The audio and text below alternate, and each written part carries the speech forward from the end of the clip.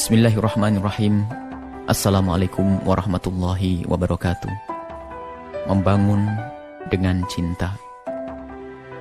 Diceritakan bahwa pada suatu ketika Al-Imam Muhammad Al-Baqir mendengar berita tentang perzinaan. Seketika itu juga wajah beliau berubah menjadi pucat dengan bibir bergetar yang disertai titikan air mata. Lalu perlahan beliau berkata, mereka adalah umat Nabi Muhammad SAW. Beliau tidaklah mengenal orang yang telah berzina itu. Akan tetapi yang beliau sadari adalah bahwa yang terjatuh dalam zina tersebut adalah umat Nabi Muhammad SAW. Maka beliau pun menyesal dan menangisi hal itu. Apa yang telah dilakukan oleh Al-Imam Muhammad Al-Baqir adalah penerapan dari makna hadis Nabi Muhammad SAW. Tidaklah sempurna iman seseorang dari kamu sehingga engkau mencintai saudaramu seperti mencintai untuk dirimu sendiri. Jika kita melihat kesalahan itu terjadi pada saudara kita, hendaklah kita melihat mereka dengan mata kasih dan disertai dengan doa-doa demi kebaikannya. Sebab jika bukan karena perlindungan Allah pada kita, maka kesalahan itu pun bisa saja terjadi pada diri kita. Akan tetapi, jika di saat kita melihat seseorang terjerumus dalam kemaksiatan, justru kesombongan kitalah yang muncul, lalu terlalu cepat kita menilai mereka dengan mata picik dan merendahkannya. Hal ini dikarenakan pandangan kita yang picik memandang bahwa kita lebih baik daripada orang lain. Dan banyak dari kita yang tidak menyadari hal ini, bahwa semua itu merupakan sebuah kesombongan yang tersembunyi.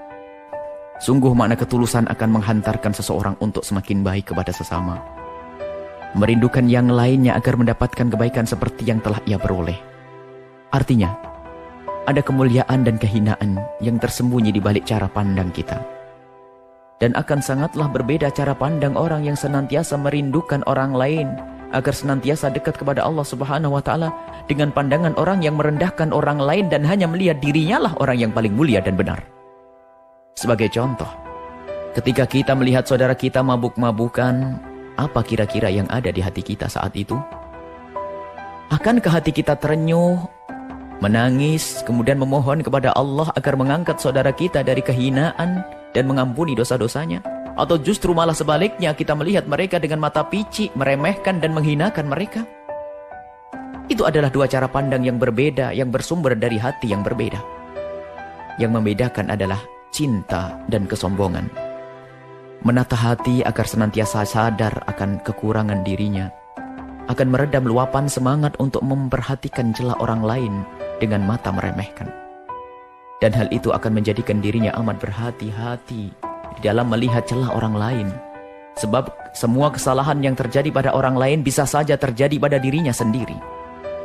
Yang ada adalah melihat kesalahan yang dilakukan orang lain dengan kecemburuan kasih, penyesalan yang dalam dan cinta serta rindu untuk membawanya kepada kesadaran dan tobat.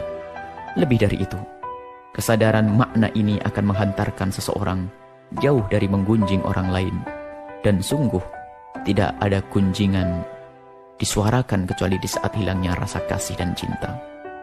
Dan kesadaran inilah titik yang sering terlupakan untuk membangun sebuah bangsa dan negara. Begitu sebaliknya, hati yang dipenuhi sampah kesombongan akan selalu membuka mata seseorang agar senantiasa melihat celah orang lain dengan merendahkannya dan lupa akan kekurangan dirinya sendiri. Alangkah mudahnya menggunjing orang lain bagi orang yang seperti ini.